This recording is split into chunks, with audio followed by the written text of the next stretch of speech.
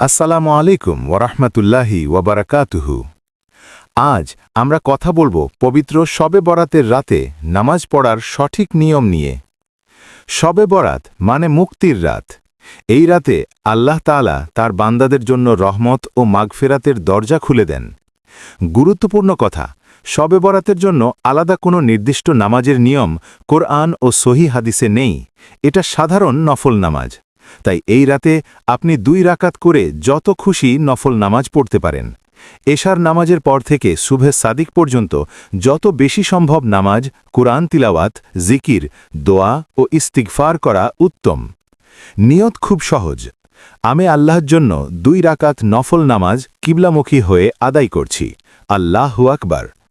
অথবা আরবিতে নাওয়াইতু আন উসাল্লিয়া লিল্লাহি তাআলা রাকাতাইনি নাফলিন মুতাওয়াজ্জিহান ইলা জিহাতিল কাবাতিশ শরীফাতি, আল্লাহু আকবার।